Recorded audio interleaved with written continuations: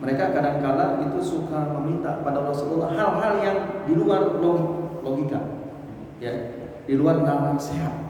Meminta kepada Rasul hal-hal yang kemungkinan orang tidak mampu.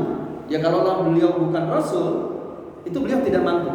Tapi lagi-lagi kemampuan Rasulullah ini bukan kemampuan pribadinya, tetapi karena dia adalah diberikan wahyu, diberikan mukjizat oleh Allah Subhanahu wa taala. Itu kadang-kadang ditantang oleh orang kafir Quraisy, yaitu untuk mendatangkan, mengemukakan tentang kehebatannya. Contohnya pada ayat ini. Maka turun ayat ini, yaitu ketika orang-orang kafir meminta pada Rasul untuk membelah bulan. Itu kan hal yang tidak logis, ya. Rasulullah yang berada di atas bumi, memijak tanah, berpijak pada tanah, sementara bulan yang jauh yang di atas sana. Tapi Rasul diminta untuk membelah bulan itu. Tapi rupanya Allah Subhanahu wa taala dalam hal ini itu tidak ingin mempermalukan, ya, Rasulullah SAW, dan ingin memang melihat kehebatannya. Inilah mukjizat, yaitu wan syaqqal qamar. Bulan juga telah terbelah. Konon tentang ini, ya, para ahli fisika, ya, geologi dan lain sebagainya itu telah meneliti, ya, betulkah bulan itu terbelah. Konon itu memang betul, bulan itu telah terbelah. Ya, saya pernah baca artikelnya tapi sudah lupa karena terlalu lama artikel itu saya baca. Ya, jadi menunjukkan bahwa bulan itu telah terbelah betul. Nah di sini, ya, Allah Subhanahu wa taala mengatakan sungguh, ya, bahwa kiamat telah mendekat dan bulan telah terbelah. Jadi ayat ini turun berkenaan dengan permintaan orang-orang kafir Quraisy, ya, kepada Rasulullah untuk meyakinkan mereka bahwa bulan telah terbelah. Tapi lagi-lagi ketika mereka betul membuktikan apa yang mereka minta, yaitu untuk membelah bulan, dan itu telah terbukti, ya. Kemudian wa iyyaru ayatan yu'ridu. Mirip dengan ayat tadi juga. Wa iyyaru ayatan, ketika mereka melihat tanda-tanda mukjizat itu, ya yu'ridu. Ya, tetap saja mereka berpaling. Wa iyyaru ayatan yu'ridu. Ketika mereka melihat, ya, mukjizat itu yu'ridu, ya, mereka berpaling. Artinya kalau tadi mengatakan mau beriman, tapi tetap saja masih dicari alasan-alasan lain. Wa yaqulu, dan malah mereka mengatakan sihrun mustamir. Lagi-lagi engkau Muhammad ini adalah melakukan sihir mustamir yang terus menerus. Itu tanggapan mereka. Ya, mudah-mudahan kita tidak termasuk orang-orang yang semacam ini. Dikuatkan dalam sebuah hadis, ya, dari Abdullah bin Umar. Anna Nabiya sallallahu alaihi wasallam su'ila ayul Rasulullah sallallahu alaihi wasallam ketika ditanya, ya, orang diminta oleh orang kafir Quraisy untuk membelah bulan, lalu Rasulullah sallallahu alaihi wasallam membuktikan, ya, permintaan ini, yaitu bahwa bulan itu terbelah menjadi dua. Jadi waktu itu mereka melihat bahwa bulan itu, ya, itu betul-betul dua, ya, menjadi dua. Jadi sebelahnya itu ada di bukit, ya, yang satu. Jadi kalau ini bukit, jadi ini bulan di sebelah sini, yang satu lagi di sebelah sini.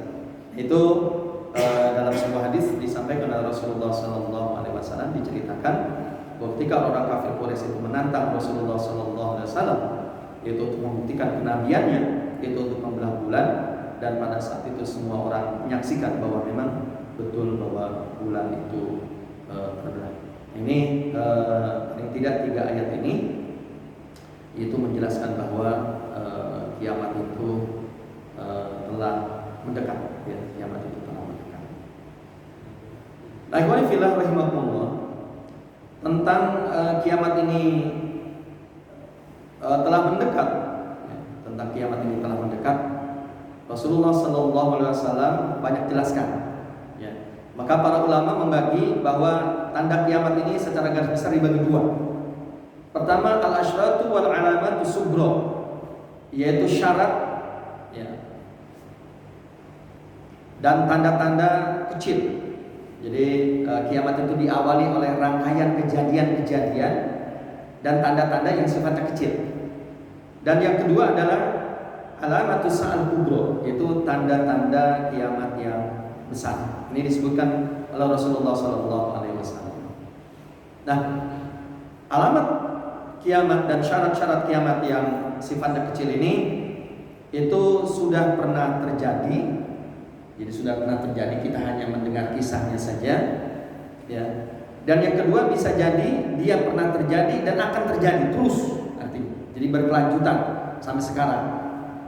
Jadi tentang syarat-syarat dan ciri-ciri atau alamat kiamat yang kecil ini, nah ini terbagi dua. Ada yang memang pernah terjadi, kita tidak menyaksikan, hanya mendengar kisahnya saja, ceritanya saja. Dan ada yang memang dia pernah terjadi dan terus terjadi, atau malah justru semakin besar dan lain sebagainya.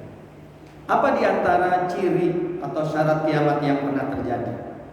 Nah ini diantaranya adalah contohnya seperti diutusnya Nabi Muhammad SAW. Jadi dalam sebuah hadis disebutkan bahwa justru ya, salah satu tanda kiamat itu telah diutusnya ya seorang manusia yang bernama Muhammad SAW. Karena kata Rasulullah, ya antara kiamat dengan aku diutus adalah hanya seperti ini, kata Rasulullah. Jadi beliau tidak menyebutkan bahwa telunjuk dengan dengan kelingkingnya, ya, tapi Rasulullah menyebut antara telunjuk dengan jari tengahnya. Jadi artinya tidak dibatasi oleh hal yang lain, jadi sangat dekat. Begitu Rasulullah menyebutkan antara aku diutus sebagai nabi, sebagai rasul, dengan tibanya datangnya kiamat itu hanya seperti ini, kata Rasulullah. Dan semua hadis begitu. Dan ini kejadiannya sudah terjadi. Kemudian wafatnya beliau, ya, kemudian terbelahnya bulan, ya, seperti tadi sudah ayatnya sudah kita bacakan dalam surah Al-Qamar, ya. Kemudian ya juga kematian para sahabat dan lain sebagainya. Itu diantara ya, prasyarat dan tanda-tanda kiamat kecil. Dan yang kedua ada prasyarat dan tanda-tanda kiamat kecil, tapi dia sudah berlaku dan terus berlaku. Ya. Jadi bisa jadi dia semakin besar, semakin banyak dan lain sebagainya. Apa diantaranya? Sebagaimana disebutkan oleh Rasulullah SAW dalam sebuah hadis yang populer, yaitu hadis Jibril. Disebutnya hadis Jibril. Ya, bapak-bapak, saudara-saudara masih ingat hadis Jibril?